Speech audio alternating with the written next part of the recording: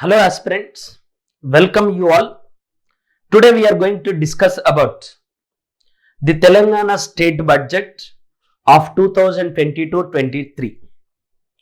After the formation of the Telangana state is concerned, the Telangana government has been presenting the budget, and the Telangana government has also been increasing the size of the budget.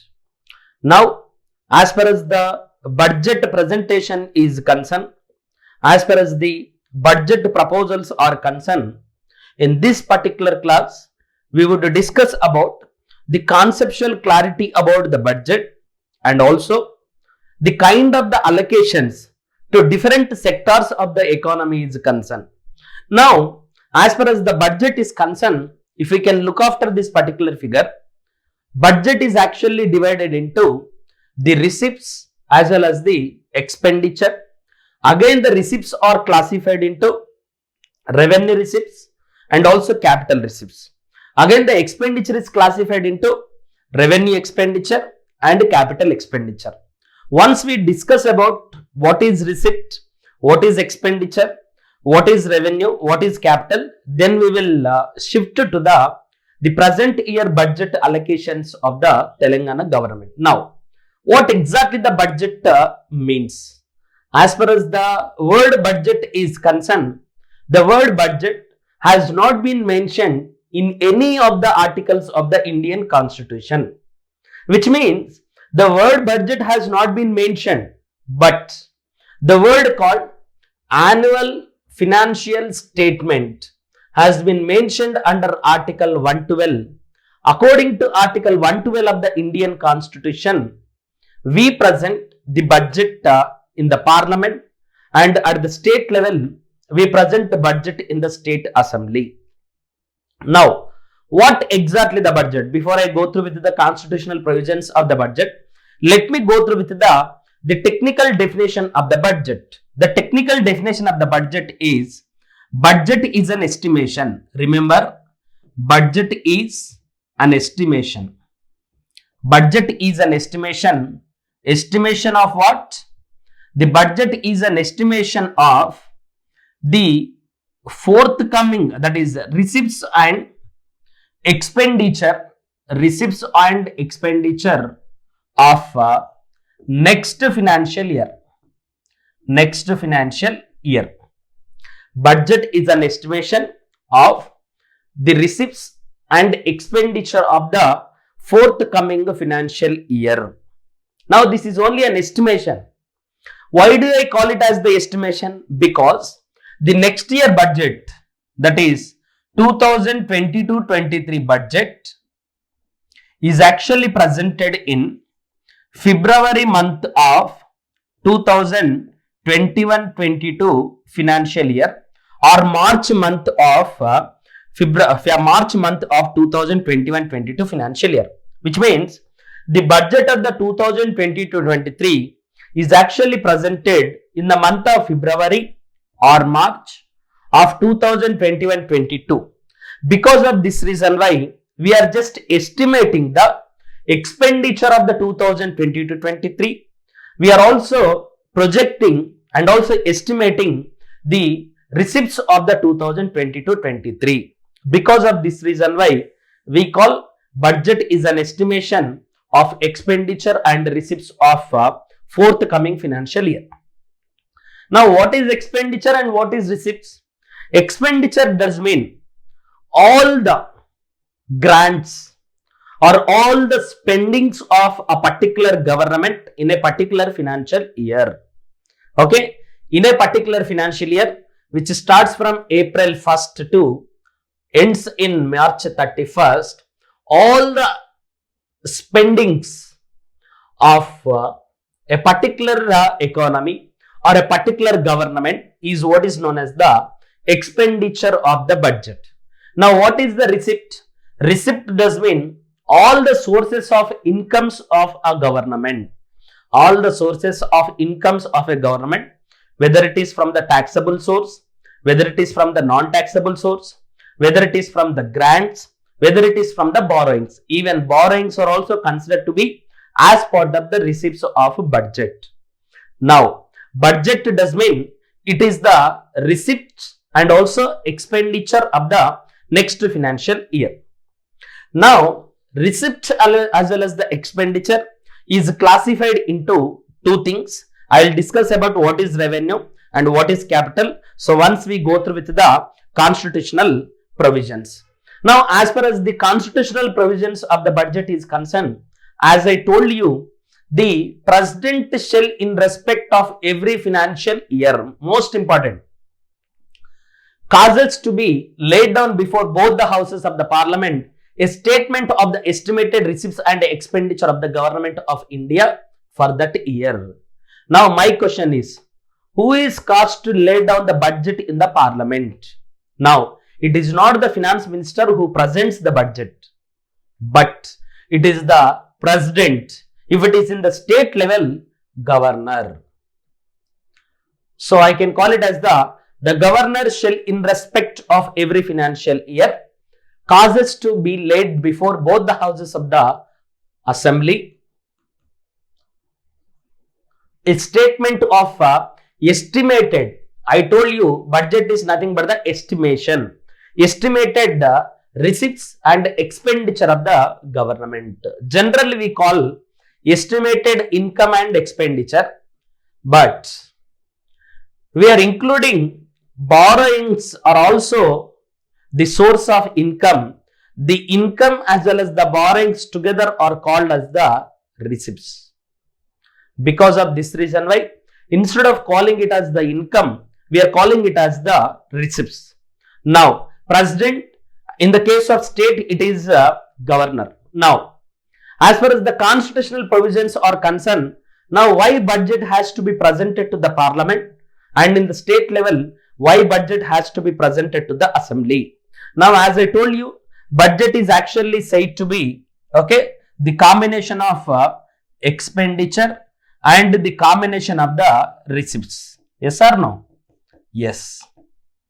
Now, as far as the Article 265 is concerned, provides that no tax shall be levied or collected except by authority of law. Most important.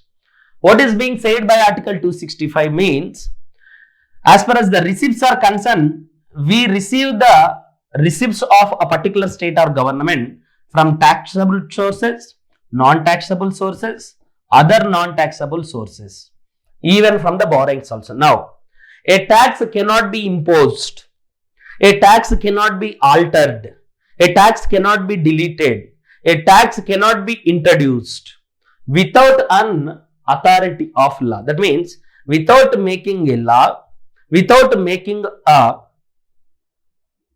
act, okay, without making an act, a tax cannot be imposed, a tax cannot be amended. Because of this reason why, in order to impose tax on the people, in order to exchange the tax on the people, in order to increase tax on the people, we present a budget, that is receipts, in the form of a finance bill, and present it to the parliament. Once the parliament assents for it, then it becomes an act.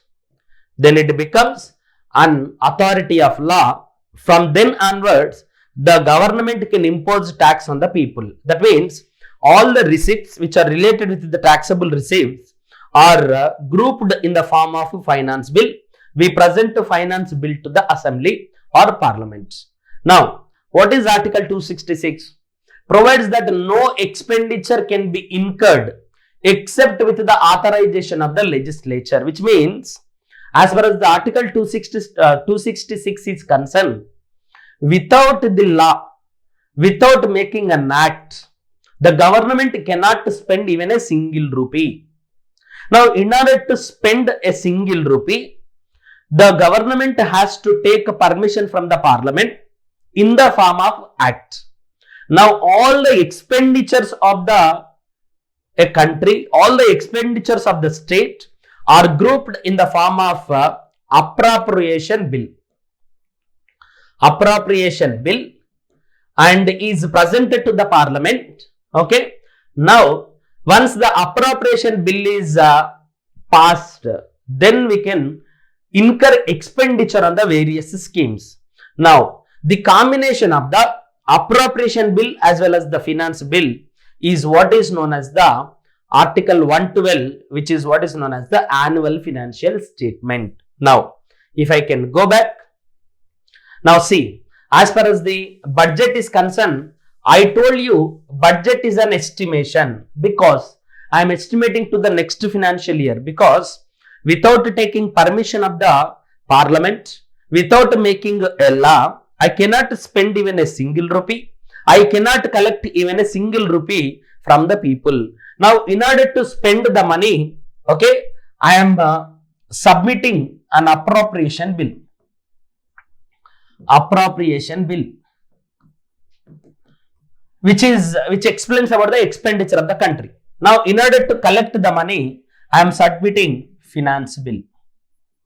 Now, the combination of the finance bill as well as the appropriation bill is what is known as the annual financial statement under Article 112.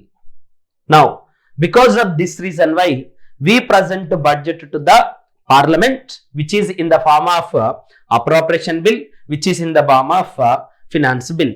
Now, along with the appropriation bill, along with the finance bill, along with the annual financial statement, which is known to be budget as a whole. Now, we also present 4 other documents which are mandatorily to be presented to the parliament as well as the assembly under FRBM Act, that is Fiscal Responsibility Budget Management Act. Now, Fiscal Responsibility Budget Management Act says that you need to submit your revenue deficit, your fiscal deficit, your tax revenue as percentage of GDP, and your outstanding liability. All these things for the next 3 years period has to be presented to the legislature. Because of this reason why, along with the appropriation bill, along with the finance bill, along with the annual financial statement, we also present these 4 documents in the form of a budget. Now, along with the FRBM Act, along with the annual financial statement under 112, the demand for grants, which is also known as the Article 113, then appropriation bill. I will explain you what is demand for grant also. Appropriation bill, then finance bill, along with the 4 documents which are mandatorily to be presented to the parliament through the FRBM Act. Along with them, we have, this is also on the recommendations of FRBM. This is also on the recommendations of FRBM. Now, this is Expenditure Budget Volume 1. This is to ensure that anybody can understand what exactly the expenditure profile of the country. Then Expenditure Budget Volume 2, Receipts Budget, Budget at a glance. This can ensure the people to understand whole budget. Then highlights of the budget. Okay. Then Statement of Implementation of Announcement made in Finance Minister's budget speech of the previous financial year. This is the review of the previous year budget. Now, these are the 15 documents. Okay. These are the 15 documents which are actually presented to the parliament in the union level and assembly in the state level. Now, as far as the presentation of the budget is concerned, budget is presented in the form of money bill only. Money bill only. Now, whether a bill is money bill or not is actually designated by the Speaker of the Assembly or Speaker of the Lok Sabha. Once which is decided by the money bill, it cannot be questioned in any court of law. Now, as far as the money bill is concerned, money bill can only be presented in the Lok Sabha in the union level, state legislative assembly in the state level. Because of this reason why budget is presented only to the Lok Sabha in the union level and state assembly in the state level. Parallelly, it can also be presented in the other house also. But as far as the other house is concerned, other house will be having lesser powers as far as the budget is concerned. Now, the second reason why budget is presented to the parliament is we follow parliamentary form of government. Now, what is parliamentary form of government? Parliamentary form of government says that the executive is responsible to the Lok Sabha. The executive is responsible to the Lok Sabha. Now, as far as the financial matters are concerned, whatever the executive is going to spend, whatever the executive is going to collect, has to be informed priorly to the Lok Sabha, take permission from the Lok Sabha and go ahead.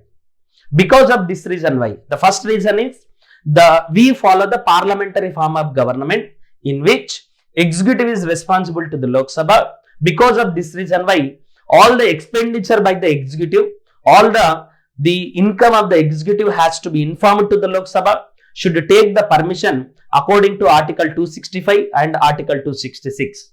The second reason why is money bill can only be presented in the Lok Sabha in the Union level and assembly in the state level. Because of these two reasons why the budget is presented only to the Lok Sabha. Now, as far as the budget is concerned, as I told you, budget is nothing but a demand. Budget is nothing but a demand. What exactly the demand means? Demand is equals to proposal. Budget is nothing but a proposal.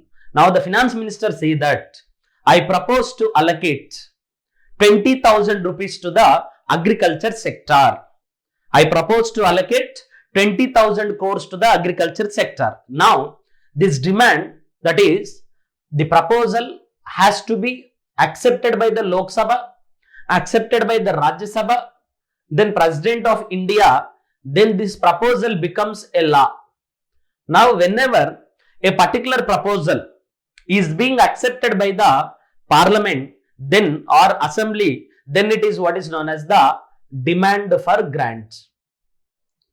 Demand for grant. Now what is demand for grant?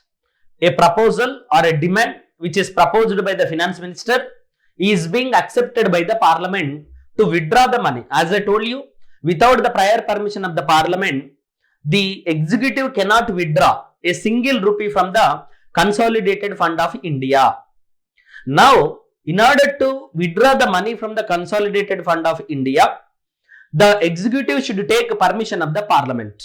Now, taking permission of the parliament through the demand is what is known as the demand for grant. Demand for grant means an executive is allowed to take out the money from the consolidated fund of India.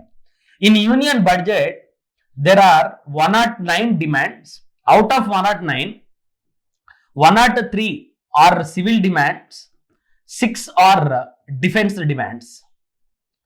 Now, as far as the state level is concerned, we don't have the exact number to say how many demands are there in the state level. But as far as the 109 demands are concerned, each demand has to be discussed in the parliament, debated in the parliament,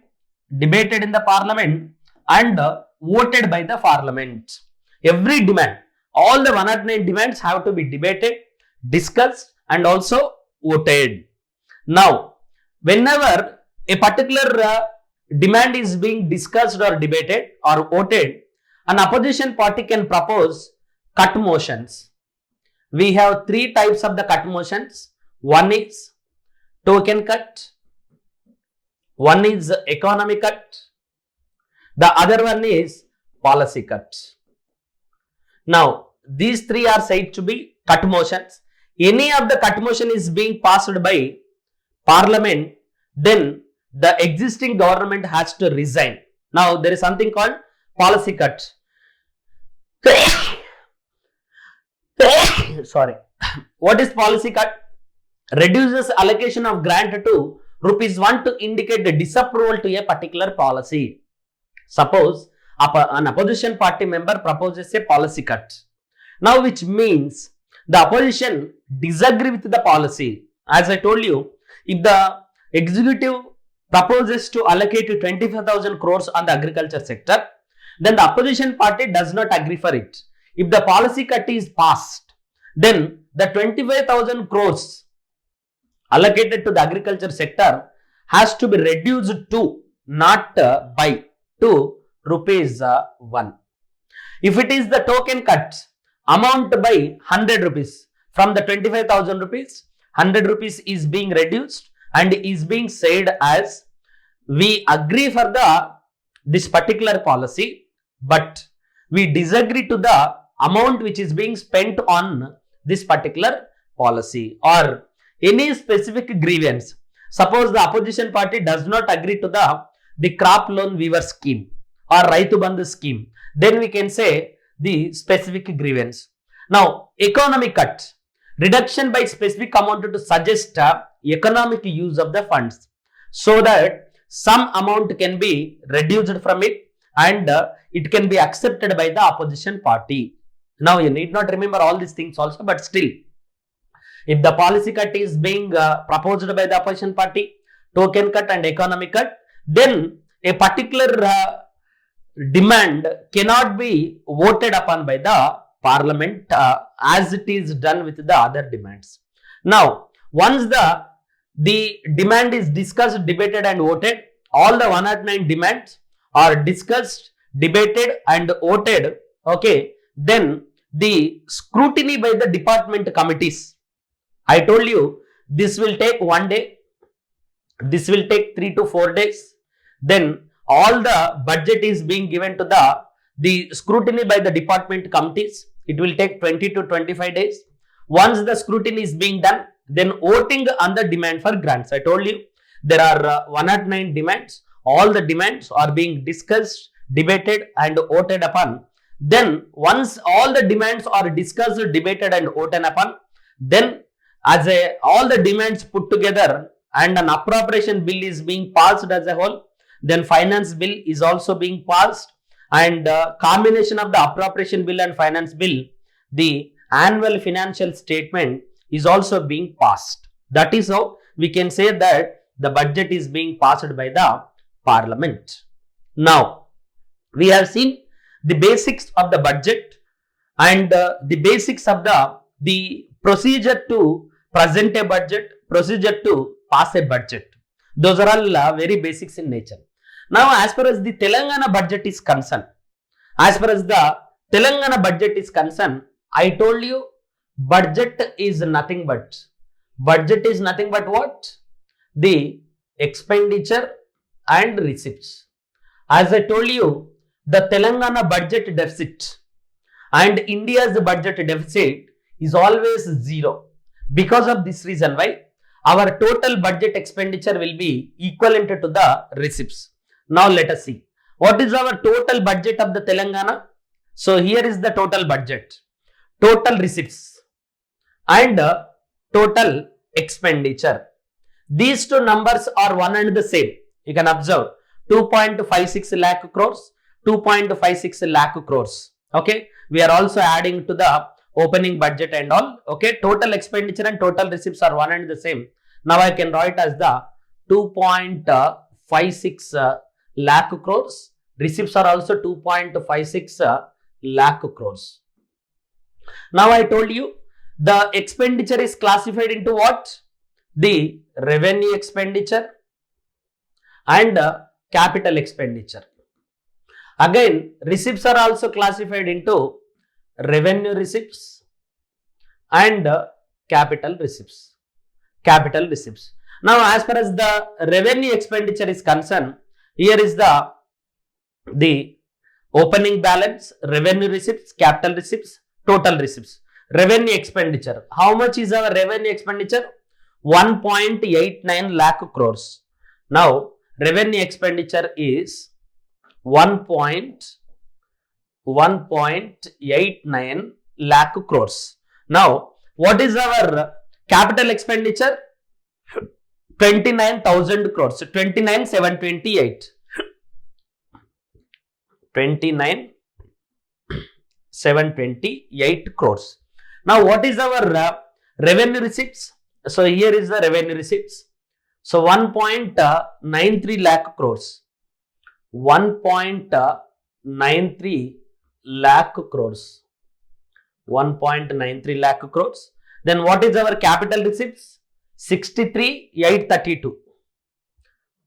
63,832 lakh. That is crores. 1000 crores. 63, 832 crores. So this is our revenue expenditure. This is our capital expenditure. This is our revenue receipts. This is our capital receipts. Now, what is the basic difference between revenue and capital? Whenever there is a word called revenue, you can understand that revenue does mean one-time settlement. One-time settlement. Revenue does mean one-time settlement. If it is the revenue expenditure, once the money is spent, it need not be taken back. Once the money is being spent, it need not be taken back is what is known as the revenue expenditure. For example, subsidies by the government, salaries by the government, pensions by the government, okay, and various other general expenditure by the government is considered to be as part of the revenue expenditure. Now, what is capital expenditure? Capital expenditure is something called two-way settlement. Two-way settlement means once the money is spent, we are expecting returns. For example, if I am constructing a company, once the company is being constructed, then I am expecting some returns from the company. Those expenditures are called as the capital expenditure. Capital expenditure is also called as the progressive expenditure. In Telugu, it is called as the Pragati Paddu. Pragati Paddu. So, most of the time, we say Pragati Paddu. In English, it is called as the capital expenditure. Now, what is the revenue receipts? I told you revenue means what? One-time settlement. Receipt means income. So, once the income is being received by the government, it need not be paid back. For example, taxable receipts of the government. Once the tax is being paid to the government, it cannot be paid back. Those kind of the receipts are known as the revenue receipts. And revenue receipts does not create a liability. That means the receipts come from the revenue, okay, is not from the borrowing, does not create any liability. And revenue receipts does not reduce your assets. By selling our assets also we can earn some money. That doesn't come under the revenue receipts, because revenue receipt does not create a liability, does not reduce your asset, and it is not the two-way settlement. If it is the capital receipt, if it is the capital receipts, capital is a two-way. Two-way means once the income comes to the government, it has to be paid back. For example, borrowings. Borrowings means I am getting some money from some borrowing and it has to be paid back.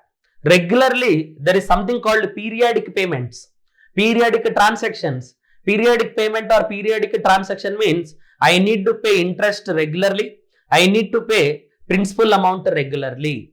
That kind of the income or that kind of the receipt is what is known as the capital receipt.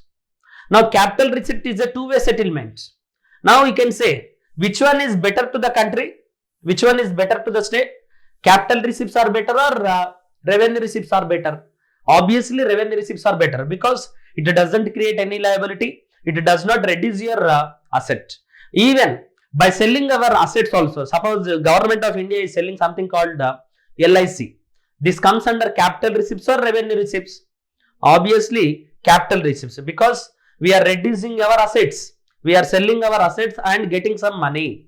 If I am reducing my assets, okay, which is also known as the disinvestment. If I am disinvesting from my particular company to the private entity, then it is what is known as the capital receipt. Suppose if I am borrowing some money, this amount comes under capital receipts or revenue receipts? Obviously capital receipts, because I am creating liability. Creating liability, reducing asset comes under capital receipts. Now, this is 63,832 rupees, maybe from the borrowing, maybe by selling our assets, because it is a two-way settlement. And this 1.93 lakh crores is something which is known as the most important aspect of the income source to the government. Now, the revenue receipts are again classified into the taxable revenue receipts, non-taxable revenue receipts. Again, taxable revenue receipts are classified into the direct taxable receipts, indirect taxes. Again, the taxable revenue receipts can also be classified into state-owned taxes, the state's share in central taxes, okay, grants from the central government. Okay, so now the taxable revenue receipts are again classified into state-owned taxes. That means the state can impose the tax, can collect the tax, and can appropriate the tax amount, is what is known as the state-owned taxes. Then state's share in central taxes. As far as the Finance Commission is concerned, the central government, as a constitutional provision, has to share some amount from the central taxes to the states. That is what is known as the state's share. How much has to be shared with the states is decided by the Finance Commission. So the latest Finance Commission is 15th Finance Commission, which has said that 42% of the central taxable amount should be shared among the states. Now, grants by the central government. Majority of the times, the central government will be providing some grants. Grant means it need not be paid back. Grant means like a donation. As far as the national projects are concerned, as far as the local government funds are concerned, as far as the special category status states are concerned, the government of India will be giving some grants which are known as the donations. These are known as the taxable revenue receipts. Now, non-taxable revenue receipts does mean, okay, so most of the times your fees, penalties, okay, and special assessment fees, all these things are called as the non-taxable revenue receipts. Suppose if you are caught under the drunken drive, then you will be paying some fee, you will be paying some penalty. That goes under non-taxable revenue receipts. Now, as far as the capital receipts are concerned, capital receipts are classified into borrowings, that is not borrowing. Capital receipts are classified into debt capital receipts, non-debt capital receipts. Debt capital receipts are again classified into internal debt. If we are borrowing from the India, then external debt if we are borrowing from the other states. Then as far as the non-debt capital receipts are concerned, okay, non-debt capital receipts are again called as the disinvestment and disbursement of the old loans. Suppose if the government gives any loan to anyone, so collection of that loan is what is known as the disbursement of old loan. Then disinvestment, by selling our assets also we can get some money, is what is known as the non-debt capital receipts. Now, non-debt capital receipts is again classified into disbursement of old loans and disinvestment. Debt capital receipts are classified into internal debt as well as the external debt. Now, revenue receipts are classified into taxable revenue receipts as well as the non-taxable revenue receipts. So, if I write it as the very clearly, see here, budget is being classified as the expenditure and receipts. Now, expenditure is again classified into what? Revenue expenditure, then capital expenditure. Revenue expenditure is again classified into various things such as salaries, okay, subsidies, pensions, general administrative expenditure, and expenditure on the schemes. All these things are called as the revenue expenditure, because once it is being spent, it need not be taken back.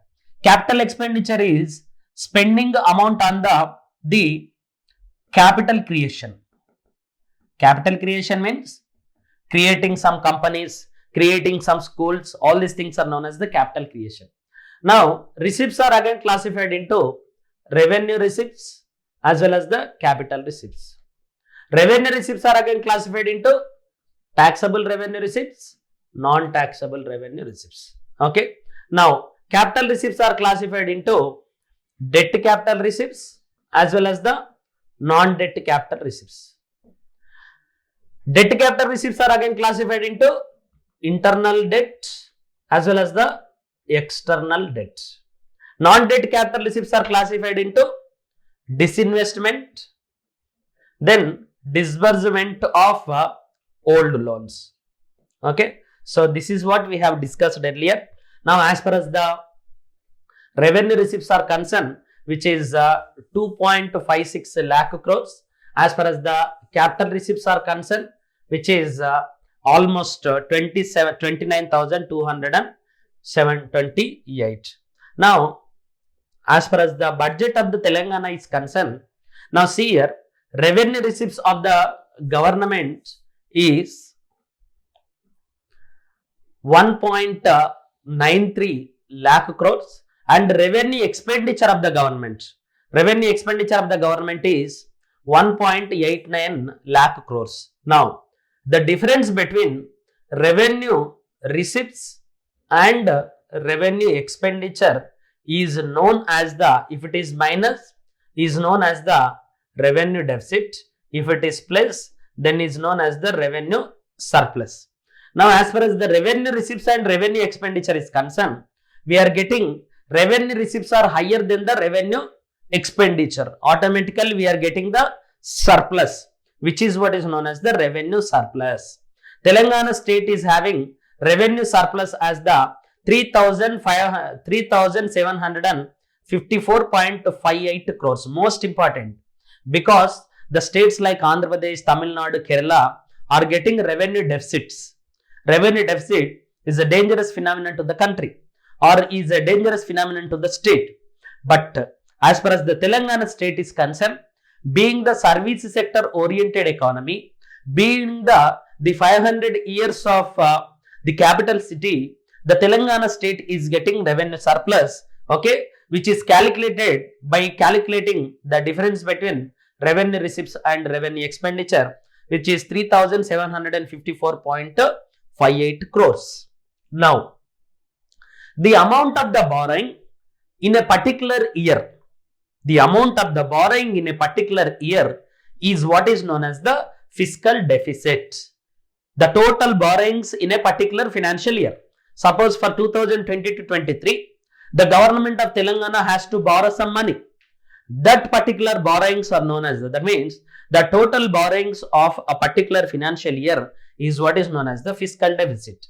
Now, the Telangana fiscal deficit is 52,167.21.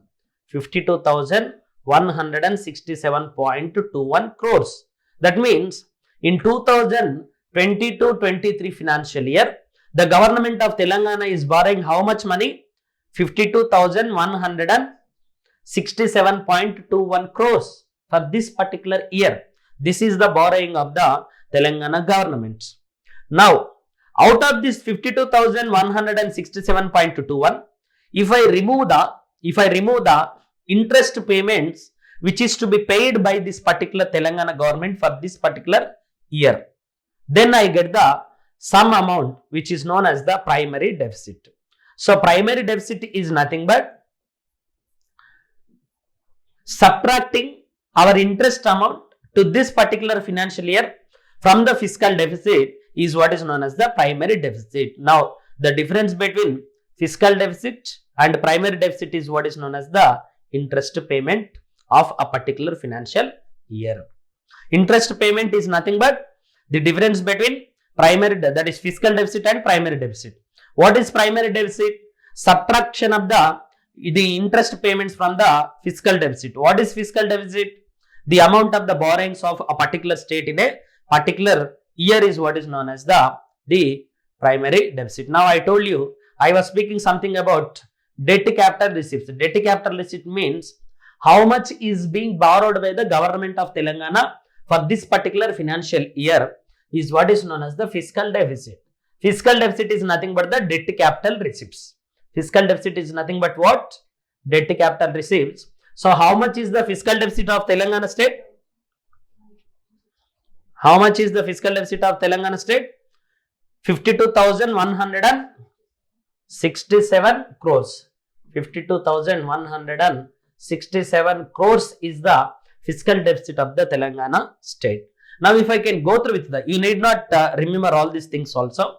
Normally, budget at a glance is being given in this particular form. So, whatever we have discussed here, okay, all the things all the things clearly have been disclosed in this particular table. Now let us go through with the revenue receipts and revenue expenditure. I have already told you. So what is our revenue receipts? 1.93 lakh crores. Now what is our revenue expenditure? 1.89 lakh crores. Now the total revenue surplus of the state is 3,754.58 crores. Now you will be asked in your exam whether Telangana state is having revenue deficit or revenue surplus. Telangana state is having revenue surplus. But this is not universal. In 2021-22, we were having revenue surplus. But in 2020-21, during the pandemic period, we were having revenue deficit of minus 22,298.03 crores as our revenue deficit. That means Telangana doesn't have revenue surplus always, and Telangana does not have revenue deficit always. It will be in doldrums and it will be variated and it will be fluctuated. Because of that reason why for this particular financial year, that is 2020-23, we can say that Telangana has the revenue surplus of 3,754. Last year also, 21-22 also, Telangana had the revenue surplus of 4,395. But in 2021, Telangana had the revenue deficit of 22,298. And we are supposed to discuss a lot on how Telangana government could shift from 22,298 revenue deficit to 3,754. There are so many technicalities. In future class, I will be discussing about how the government of Telangana has shifted this revenue deficit to the revenue surplus. We will be discussing later. Now, this is how we are spending our money. This is how we are receiving our income. Now, as far as the revenue expenditure is concerned, what is our revenue expenditure? 1.89 lakh crores. Out of total budget, this is revenue expenditure and this is our capital expenditure. 29,728. That means out of total expenditure, which is having highest expenditure? Revenue expenditure. Revenue expenditure means once expenditure is being incurred or once money is being spent, it cannot be taken back. Then capital expenditure will create some assets. Then public debt repayment, then loans and advances, then net surplus. All these things together are called as the total expenditure of the government, which is 2.56 lakh crores. Now, this is the total income of the government. As far as the total income of the government is concerned, so this is the revenue receipts. Highest income comes to the government from the revenue receipts. Then public debt. I told you, what is public debt means? Fiscal deficit. How much government of Telangana is borrowing? 59,672. Then public accounts. Okay. Now, if I remove the public account from the public debt, okay, so then I will get the complete fiscal deficit. Now see, the revenue receipts are higher than the revenue expenditure. Because of this reason why I can say that there is a revenue surplus. There is a revenue surplus of around 3,000 crores. Now, as far as the revenue receipts are concerned, as I told you, revenue receipts are classified into what? Taxable revenue receipts as well as the non-taxable revenue receipts. So, taxable revenue receipts, so I can see that interest receipts, okay, which is also known as the non-taxable revenue receipts. So, interest receipts means if the government lends money someone, then they will be paying some interest. That comes under non-tax revenue receipts. Then other non-tax revenue receipts. Other non-tax revenue receipts means penalties, fines, special assessment fees are all together are called as the, this is 131, this is 66,423. Remaining two things are known as the taxable revenue receipts. I told you, taxable revenue receipts are again classified into state owned taxes and also states share in the central taxes. I have already told you. Now, state taxes and duties are highest revenue resources to the Telangana, which is 1.08 lakh crores. Then central share in the, that is state's share in the central taxes is 18,394 crores. Now if I can go through with the state's taxes and duties, see here, state's taxes and duties.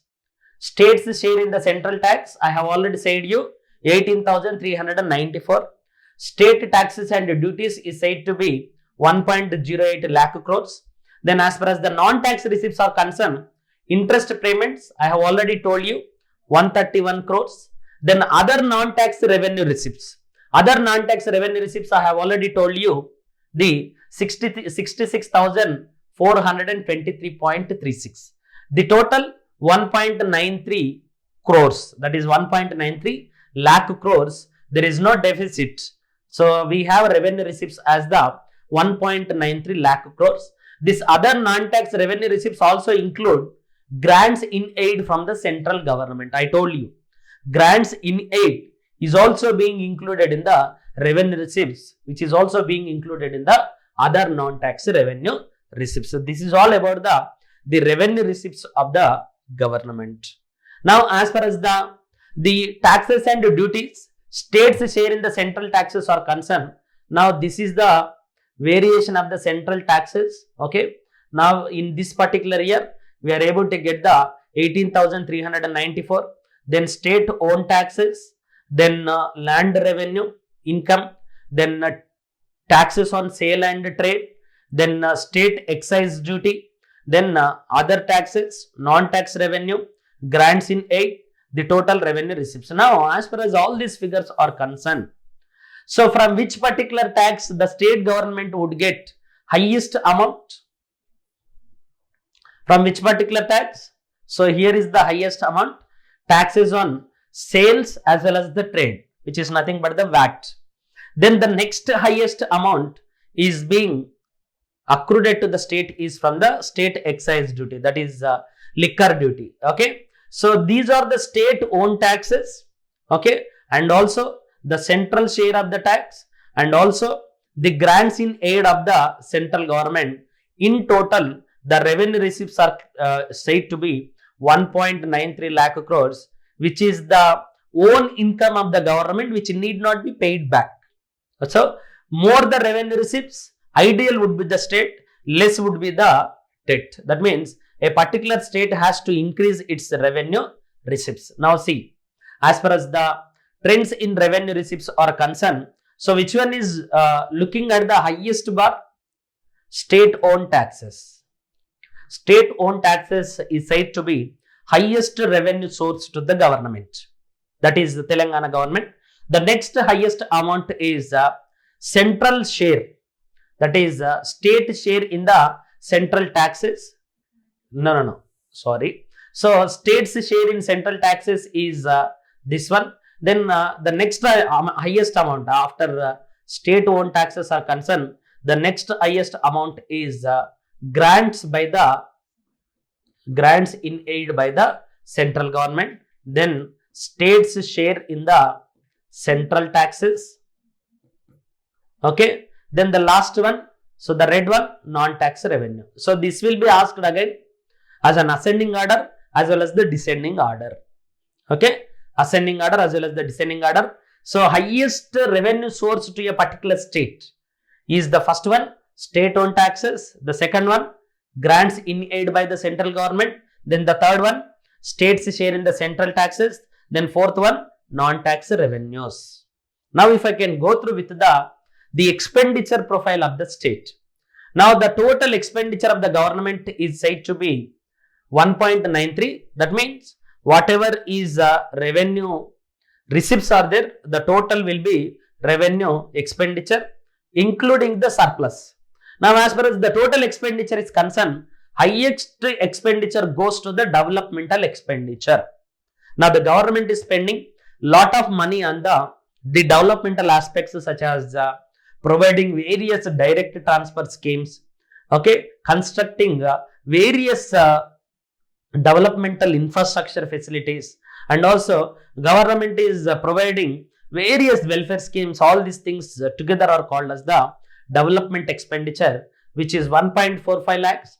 Then debt services, that means the government of Telangana, which has borrowed so much of money, is paying back, is what is known as the debt services, then administrative services, tax collection charges, other expenditure is total is called as the 1.89 lakh crores.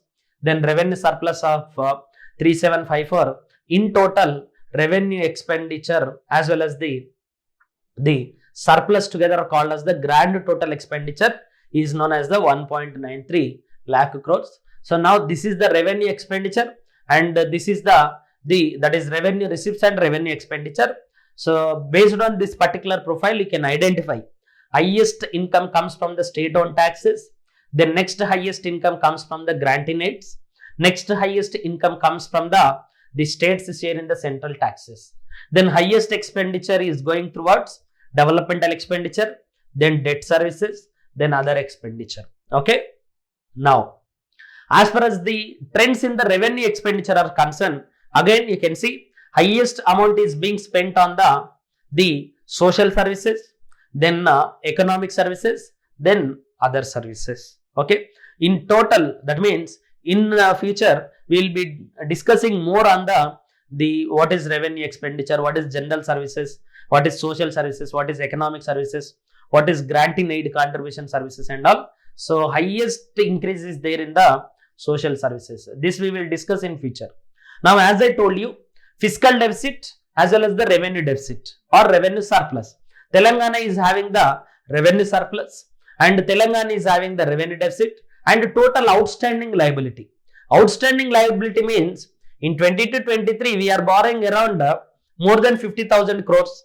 In 21-22 also we are borrowing some money. In 2021 also we are borrowing money. That means all the total borrowings are called as the outstanding liability. Outstanding liability, fiscal deficit, revenue deficit are together calculated as percentage of the GSDP of the state. Okay, whether it is revenue surplus, whether it is revenue deficit, whether it is fiscal deficit, whether it is outstanding liability are calculated as percentage of the GSDP. As far as the 22-23 is concerned, our revenue surplus would be 1.95, our fiscal deficit would be 4%, our fiscal deficit expected that is target would be 4%, we are going to achieve 4%. Last year we had a target of 4%, but we were achieving 3.88. Outstanding liability, our target was 25%, but we could stop at 24.69. This year our target is 25 and it is going to be achieved 25.29. Now FRBM Act, Fiscal Responsibility Budget Management Act says that your fiscal deficit should not cross 4% of the GSDP. Your outstanding liability should not cross 25% of your GSDP. Now, as far as the FRBM Act is concerned, as far as our targets are concerned, we are under the FRBM Act. That means our liabilities, our fiscal deficit, our outstanding liability, almost everything is under control of the FRBM Act. Our fiscal balance is also good. Now see, from 2019-20 onwards, our fiscal deficit, our outstanding liability as percentage of the GSDP is always been less than 25 only. That means Telangana government would like to say that we are not borrowing much. Okay, we are not borrowing much. We are under control of the FRBM. This is the budgetary borrowings.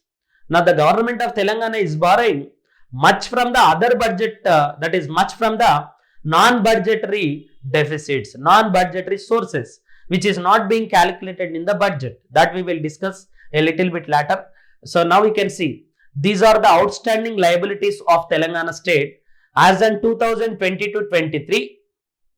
22-23, Telangana government total deficit is 3.29 lakh crores according to the budget by 2022-23. This is official number. Okay, how much is the outstanding liability of the Telangana state? 3.29 lakh crores is the outstanding liability of the Telangana state, and which is under 25% of the FRBM Act. Alone this year we are borrowing around 52,000 crores. So in total, which becomes 3.29, and from our budget liabilities, government of Telangana is borrowing around 1.88 lakh crores. the total borrowings would become more than 5 lakh crores. But as far as the budgetary outstanding liability is concerned, this is the official figure which is being given by the government of the Telangana. Okay. So, from where do we really borrow? We borrow from the open market, okay, central government and autonomous bodies, then small savings funds, okay. These are the borrowing capacities from the various sources. This also we will discuss a little bit later, okay. So, once we discuss the overall phenomenon of the government, we will discuss a lot about the borrowings in the next class, okay. And this is the general allocation of the government of the Telangana. Various departments. Now, the Telangana government revenue expenditure is around 1.89 lakh crores. Now, how the government of Telangana is spending 1.89 lakh crores on the various departments. Now, we can see, as far as the Panchayat Raj and Rural Development is concerned, government of Telangana is spending 29,000 crores. In the finance department, 43,000 crores. In the agriculture, cooperation and department, 24,000 crores. Animal husbandry, 2,700. Backward class, 5,600. Energy department, 12,000. Environmental and forest, 1,400. Then scheduled caste development, 20,000. Transport department, 23,000. Youth and cultural department, 1,000. So, like this, the government of Telangana is spending a lot on the various schemes. In future classes, we will be discussing the spending of the government on every department. We will take agriculture sector and we will analyze how government of Telangana is spending as far as the agriculture sector is concerned. In future classes, we will be taking scheduled caste development department and we will see how government of Telangana is spending on the scheduled caste development department. We will also see the kind of the new schemes initiated by the government of Telangana as part of the budget. Okay. Whatever we have discussed till now, as far as the budget is concerned, as far as the spending ratio of the Telangana government is concerned, this is only a basic in nature. The total budget of the government of Telangana is 2.26 lakh crores. We have seen revenue expenditure.